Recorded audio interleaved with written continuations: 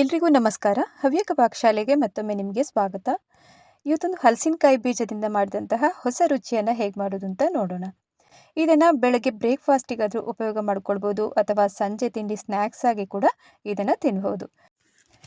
ಬನ್ನಿ ಹಾಗಾದರೆ ತುಂಬ ರುಚಿಕರವಾದಂತಹ ಈ ಹಲಸಿನಕಾಯಿ ಬೀಜದಿಂದ ಮಾಡಿದಂತಹ ಹೊಸ ರುಚಿಯನ್ನು ಹೇಗೆ ಮಾಡೋದು ಅಂತ ನೋಡ್ಕೊಂಡು ಬರೋಣ. ಇದಕ್ಕಾಗಿ ಮೊದಲಿಗೆ ಹಲಸಿನಕಾಯಿ ಬೀಜವನ್ನು ನಾನು ತಗೊಂಡಿದ್ದೀನಿ. ಇಲ್ಲಿ ಸರಿಸುಮಾರು 4 ಜನ ಮೆಂಬರ್ಸಿಗೆ ಮಾಡುವಷ್ಟು ನಾನೀಗ ಹಲಸಿನಕಾಯಿ ಬೀಜಗಳನ್ನು ತಗೊಂಡಿದ್ದೀನಿ.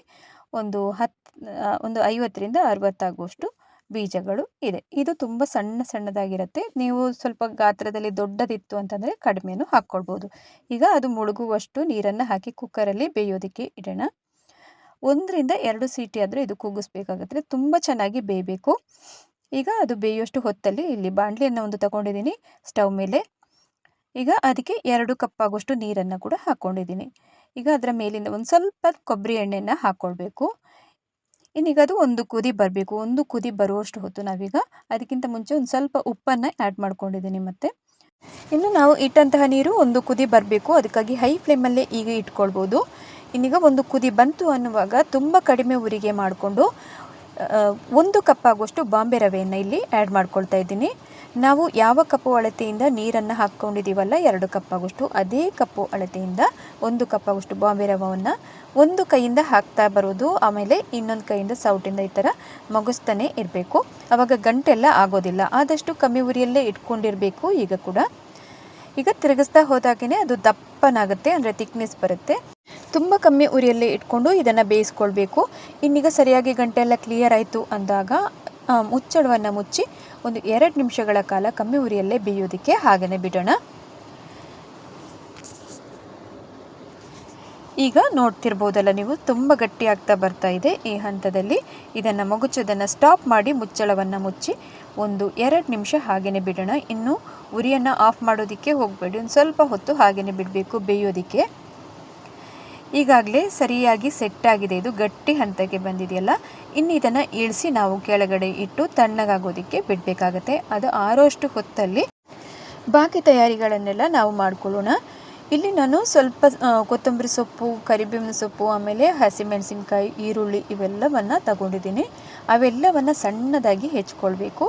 ಈಗ ನಾನು ತೋರಿಸ್ತಾ ಇದ್ದೀನಿ ನೋಡಿ. ಸ್ವಲ್ಪ ಕರಿಬೇವನ್ನು ತಗೊಂಡಿದ್ದೀನಿ. ಅದೇ ರೀತಿಯಾಗಿ 2 ಖಾರಕ್ಕೆ ಅನುಗುಣವಾಗಿ ಹಸಿಮೆಣಸಿನ್ಕಾಯಿ, ಆಮೇಲೆ ಹಸಿ ಶುಂಠಿ ಇವೆಲ್ಲವನ್ನು ಸಣ್ಣದಾಗಿ ಹೆಚ್ಕೊಂಡು ತಂದಿದ್ದೀನಿ. ಈರುಳ್ಳಿ ಮೀಡಿಯಮ್ ಸೈಜ್ ಇದ್ದು 2 ಈರುಳ್ಳಿಯನ್ನು ತಗೊಂಡಿದ್ದೀನಿ. ಮತ್ತು ಸ್ವಲ್ಪ ಕೊತ್ತಂಬರಿ ಸೊಪ್ಪು, ಆಮೇಲೆ ಹಸಿ ಶುಂಠಿ, ಕರಿಬೇವು ಇಷ್ಟನ್ನು ಹೆಚ್ಕೊಂಡಿದ್ದೀನಿ. ಇನ್ನೀಗ ಕುಕ್ಕರಲ್ಲಿ ಇಟ್ಟಂತಹ ಹಲಸಿನಕಾಯಿ ಬೀಜ ಕೂಡ ಸರಿಯಾಗಿ ಬೆಂದಿದೆ. 2 ಸೀಟಿ ಕೂಗಿಸಿದ್ದೀನಿ. ಇನ್ನೀಗ ಓಪನ್ ಮಾಡಿ ತೋರಿಸ್ತಾ ಇದ್ದೀನಿ ನೋಡಿ, ಚೆನ್ನಾಗಿ ಬೆಂದಿರುತ್ತೆ. ಇನ್ನು ಸ್ಟ್ರೈನರಲ್ಲೇ ತಗೊಂಡು ನೀರಿಂದ ಇದನ್ನು ಸಪರೇಟ್ ಮಾಡಿ ಬೀಜದಿಂದ ನಾವು ಸಿಪ್ಪೆಯನ್ನು ಸಪ್ರೇಟಾಗಿ ಮಾಡ್ಕೊಳ್ಬೇಕಾಗುತ್ತೆ. ಅದಕ್ಕಾಗಿ ನಾನೀಗ ಒಂದು ಶೋಧಿಸ್ತಾ ಇದ್ದೀನಿ ನೀರಿಂದ ಸಪ್ರೇಟಾಗಿ ಮಾಡಿಕೊಂಡು. ನೋಡಿ, ಈ ಥರ ಸಿಪ್ಪೆಯನ್ನು ನಾವು ತೆಗೆದು ಬೇರೆನೇ ಮಾಡಿ ಇಟ್ಕೊಳ್ಬೇಕು. ಒಂದು ವೇಳೆ ನಿಮಗೆ ಇನ್ನೂ ಬೇಯಲಿಲ್ಲ ಅಂತಂದರೆ ಇನ್ನೊಂದು ಸೀಟಿಯನ್ನು ಕೂಗಿಸ್ಕೊಂಡು ಮತ್ತೆ ಬೇಯಿಸಬೇಕಾಗತ್ತೆ. ನಾನಿಲ್ಲಿ ಒಂದೇ ಸಲಕ್ಕೆ 2 ಸೀಟಿ ಕೂಗಿಸಿದ ನಂತರ ತುಂಬ ಚೆನ್ನಾಗಿ ಬೆಂದಿದೆ ಇದು. ಇನ್ನೀಗ ಎಲ್ಲ ಹಲಸಿನಕಾಯಿ ಬೀಜದಿಂದ ಸಿಪ್ಪೆಯನ್ನು ತೆಗೆದು ಇಟ್ಕೊಳ್ಳೋಣ. ಇನ್ನಿದನ್ನು ಕೈಯಿಂದ ಹಿಚುಕಿ ಆದರೂ ಪುಡಿ ಮಾಡ್ಕೊಳ್ಬೋದು. ತುಂಬ ಪುಡಿ ಅಂತ ಮಾಡ್ಕೊಳ್ಳೋದಕ್ಕೆ ಹೋಗಬೇಡಿ. ಸ್ವಲ್ಪ ತರಿಯಾಗಿ ಇರುತ್ತೆ, ಹಾಗಿದ್ರೇ ತುಂಬ ಚೆನ್ನಾಗಿರುತ್ತೆ. ಈಗ ನಾನು ಸಹ ಹಾಗೆಯೇ ಸ್ವಲ್ಪ ಮಿಕ್ಸಿ ಜಾರಲ್ಲಿ ಕೂಡ ಹಾಕ್ಕೊಂಡಿದ್ದೀನಿ. ಪಲ್ಸ್ ಮೋಡಲ್ಲಿ ಇಟ್ಟು ಅಥವಾ ಮಿಕ್ಸಿಯನ್ನು ಆನ್ ಆಫ್ ಮಾಡ್ತಾ ಒಮ್ಮೆ ಆಫ್ ಮಾಡೋದು ಆನ್ ಆಫ್ ಮಾಡೋದು ಹೀಗೆ ಮಾಡ್ತಾ ಇದ್ದಾಗ ನಿಮಗೆ ಚೆನ್ನಾಗಿ ಅದು ಈ ಥರ ತರಿಯಾಗಿ ಪುಡಿ ಆಗುತ್ತೆ. ಇನ್ನು ಅದನ್ನು ಒಂದು ಸೈಡಲ್ಲಿ ಇಟ್ಟಿರೋಣ. ನೆಕ್ಸ್ಟ್ ಈಗ ಒಂದು ಪ್ಯಾನನ್ನು ಬಿಸಿಗೆ ಇಟ್ಕೊಂಡಿದ್ದೀನಿ. ಅದಕ್ಕೆ ಒಂದು ಸ್ವಲ್ಪ 2 ಟೇಬಲ್ ಚಮಚ ಆಗುವಷ್ಟು ಕೊಬ್ಬರಿ ಎಣ್ಣೆಯನ್ನು ಹಾಕ್ಕೊಂಡಿದ್ದೀನಿ ಇಲ್ಲಿ. ಮತ್ತು ಇದಕ್ಕೆ ಸ್ವಲ್ಪ ಸಾಸಿವೆಯನ್ನು ಆ್ಯಡ್ ಮಾಡ್ಕೊಳ್ಬೇಕು. ಆಮೇಲೆ ಒಂದು ಸ್ವಲ್ಪ ಜೀರಿಗೆಯನ್ನು ಹಾಕ್ಕೊಂಡಿದ್ದೀನಿ. ಇನ್ನು ಜೀರಿಗೆ ಸಾಸಿವೆ ಎಲ್ಲ ಸಿಡಿದಾದ ನಂತರ ನೆಕ್ಸ್ಟ್ ಇದಕ್ಕೆ ನಾವು ಹೆಚ್ಚಿ ಇರುವಂತಹ ಶುಂಠಿ ಸ್ವಲ್ಪ ಹಾಕ್ಕೊಳ್ಬೇಕು. ಸಣ್ಣಕ್ಕೆ ಹೆಚ್ಕೊಂಡು ಇಟ್ಕೊಂಡಿದ್ದೀನಿ, ಅದನ್ನು ಹಾಕ್ತಾಯಿದ್ದೀನಿ. ಈಗ ಶುಂಠಿಯನ್ನು ಹಾಕಿ ಆದ ನಂತರ ಅದನ್ನೊಮ್ಮೆ ಹಸಿ ವಾಸನೆ ಹೋಗೋ ತನಕ ಬಾಡಿಸ್ಕೊಳ್ಳೋಣ. ನೀವು ಇದಕ್ಕಿನ್ನು ಬೇಕು ಅಂತಂದರೆ ಬೆಳ್ಳುಳ್ಳಿಯನ್ನು ಕೂಡ ಹಾಕ್ಕೊಳ್ಬೋದು.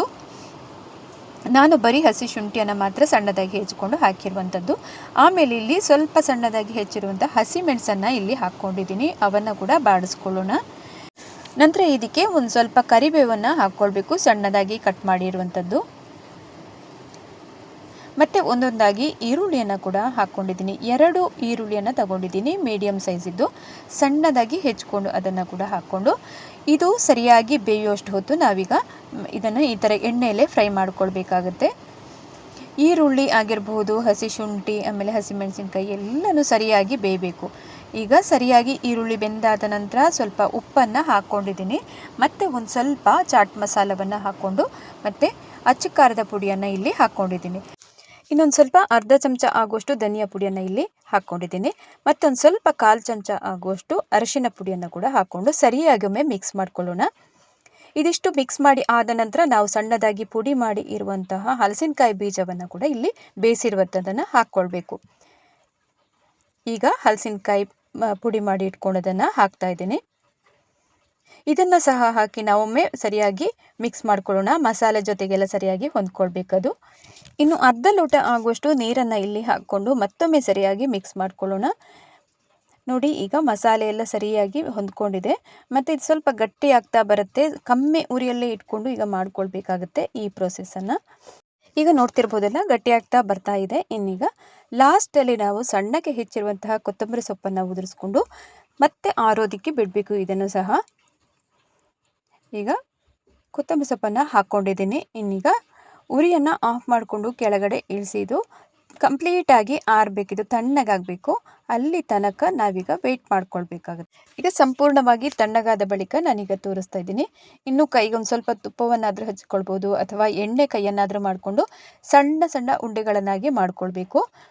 ಇದು ಹೂರಣವನ್ನು ನಾವೀಗ ಒಳಗಡೆಯಿಂದ ಹಾಕೋದಂತಾಗುವಾಗ ತುಂಬ ದೊಡ್ಡ ಮಾಡ್ಕೊಳ್ಳೋದು ಬೇಡ.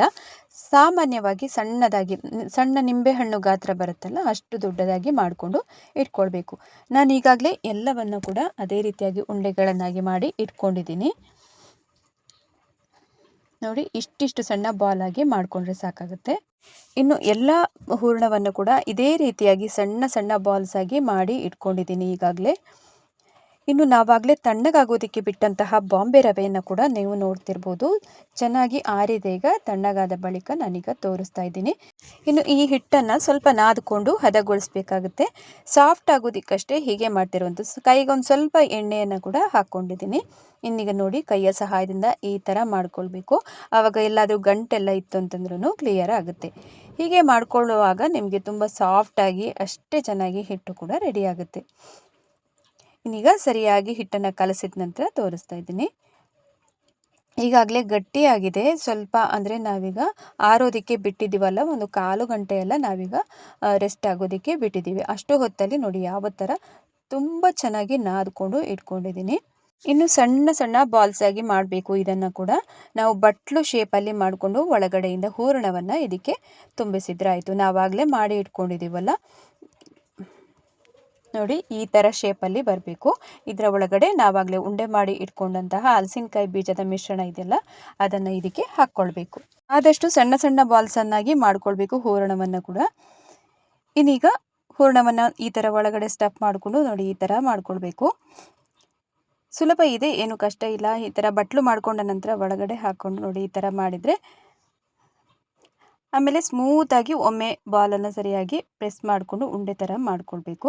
ಆವಾಗ ಚೆನ್ನಾಗಿ ಬಾಲ್ ಥರ ಬರುತ್ತೆ ಶೇಪಲ್ಲಿ. ನೋಡಿ, ರೌಂಡ್ ಬಾಲ್ ಥರ ಹೀಗೆ ಮಾಡಿಕೊಂಡ್ರೆ ಆಯಿತು.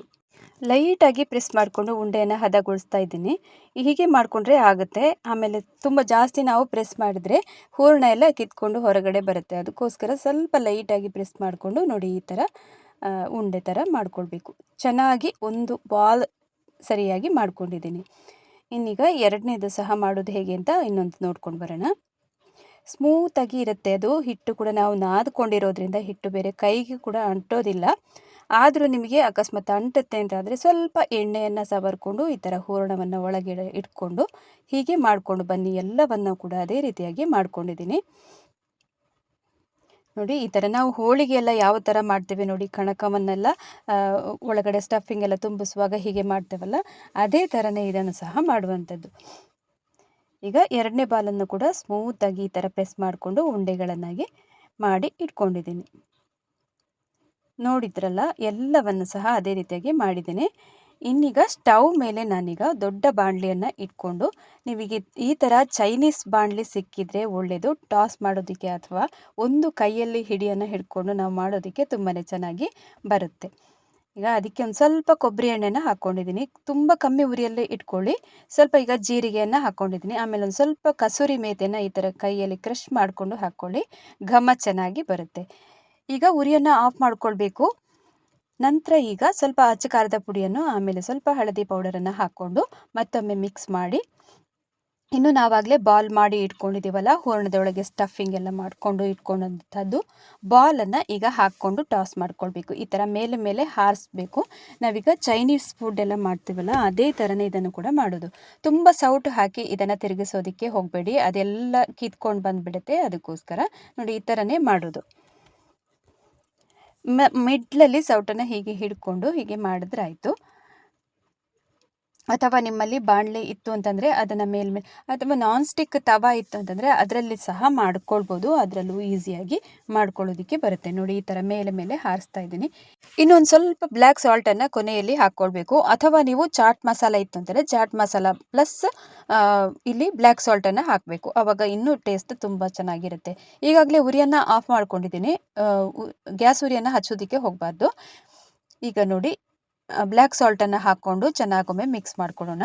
ಇಷ್ಟ ಆದರೆ ಆಯಿತು. ಮೇಲಿಂದ ಇನ್ನೊಂದು ಸ್ವಲ್ಪ ಕೊತ್ತಂಬರಿ ಸೊಪ್ಪನ್ನು ಉದುರಿಸಿದ್ರೆ ಬಹಳನೇ ಟೇಸ್ಟಿಯಾಗಿರುವಂತಹ ಒಂದು ಹೊಸ ರುಚಿ ಕೂಡ ರೆಡಿಯಾಗುತ್ತೆ. ನೀವು ಇದನ್ನು ಬ್ರೇಕ್ಫಾಸ್ಟಿಗಾದರೂ ಮಾಡ್ಕೊಳ್ಳಿ, ಬೆಳಗ್ಗೆ ತಿಂಡಿಗೆ ಅಥವಾ ಸಂಜೆ ಸ್ನ್ಯಾಕ್ಸಿಗಾದರೂ ಮಾಡ್ಕೊಳ್ಬೋದು. ಒಟ್ಟಿನಲ್ಲಿ ಮಕ್ಕಳಿಂದ ಹಿಡಿದು ಎಲ್ಲರೂ ಇಷ್ಟಪಡುವಂತಹ ಒಂದು ತಿಂಡಿ ಅಂತ ಹೇಳ್ಬೋದು. ನೀವು ಕೂಡ ಮನೆಯಲ್ಲಿ ಹಲಸಿನಕಾಯಿ ಬೀಜದಿಂದ ಈ ಹೊಸ ರುಚಿಯನ್ನು ಟ್ರೈ ಮಾಡಿ ನೋಡಿ. ಕಮೆಂಟ್ ಮೂಲಕ ಹೇಗೆ ಬಂತು ಅಂತ ತಿಳಿಸೋದನ್ನು ಮರಿಬೇಡಿ. ಅದೇ ರೀತಿಯಾಗಿ ಹವ್ಯಕ ಪಾಕಶಾಲೆಯಲ್ಲಿ ಹೊಸ ಹೊಸ ರುಚಿಗಳನ್ನು ಈಗಾಗಲೇ ಅಪ್ಲೋಡ್ ಮಾಡಿದ್ದನ್ನು ಲಿಂಕಿಗೆ ಹೋಗಿ ನೋಡಿಕೊಂಡು ಸಪೋರ್ಟ್ ಮಾಡಿ ಅಂತ ಕೇಳ್ಕೊಳ್ತಾ ಇದ್ದೀನಿ. ಇವತ್ತಿನ ಹೊಸ ರುಚಿ ನಿಮಗೆಲ್ಲರಿಗೂ ಇಷ್ಟ ಆಗಿದ್ದಲ್ಲಿ ಚಾನಲನ್ನು ಸಬ್ಸ್ಕ್ರೈಬ್ ಮಾಡ್ಕೊಳ್ಳಿ. ಹಾಗೆಯೇ ವಿಡಿಯೋನ ಒಂದು ಲೈಕ್ ಮಾಡಿ, ಶೇರ್ ಮಾಡಿ ಅಂತ ಕೇಳ್ಕೊಳ್ತಾ ಇದ್ದೀನಿ. ಹವ್ಯಕ ಪಾಕಶಾಲೆಯಲ್ಲಿ ಇನ್ನೊಂದು ಹೊಸ ರುಚಿಯೊಂದಿಗೆ ಮತ್ತೊಮ್ಮೆ ನಿಮ್ಮನ್ನು ನಾನು ಭೇಟಿ ಆಗ್ತೀನಿ. ಅಲ್ಲಿ ತನಕ ನಮಸ್ಕಾರ.